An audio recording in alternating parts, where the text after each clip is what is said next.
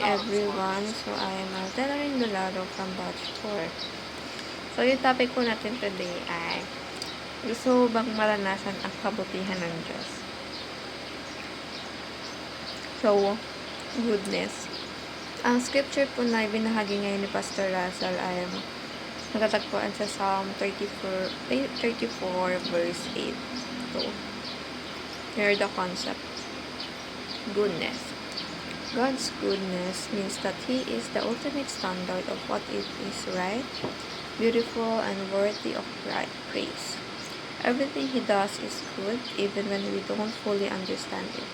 So, dito pa lang po sa words na to, or sa sentences na mga to ay napakita dito na ang Panginoon po ay talagang mabuti sa kahit kaninong buhay, dahil dito nakikita natin na even though hindi natin naiintindihan yung mga nangyayari sa buhay natin for now, let's say meron tayong mga circumstances na hindi na natin alam kung paano natin ito masusolusyonan, pero God really has a purpose on everything, especially in our lives when it comes to problems and everything.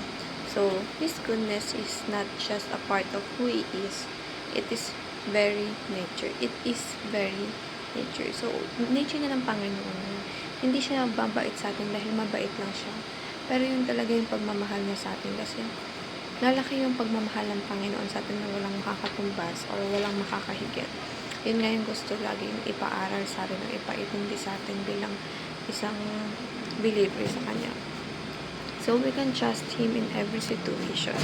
So, we should give back everything to the Lord when it comes to love, affection, and everything He does in our lives, because He deserves every good thing in this life or in this world. So, huwag tayo makaramdam, tayong magdamot sa Panginoon, kasi ang Panginoon never niya naisip na ililas na yung bagay, o hindi niya ibibigay itong bagay na to dahil masama tayo. Never yung tinignan ng Panginoon.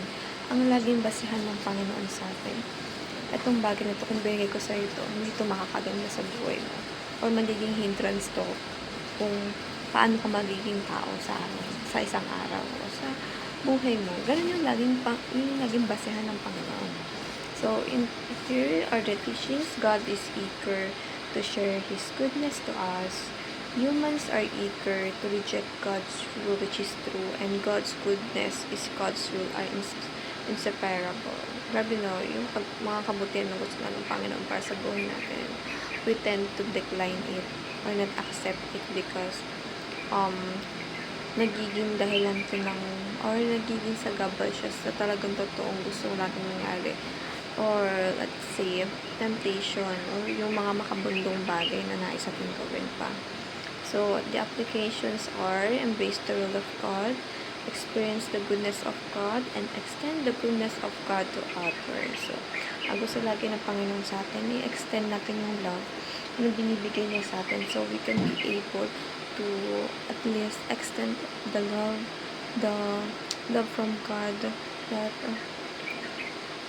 yun yung gusto niya talagang ibahagi sa ibang tao.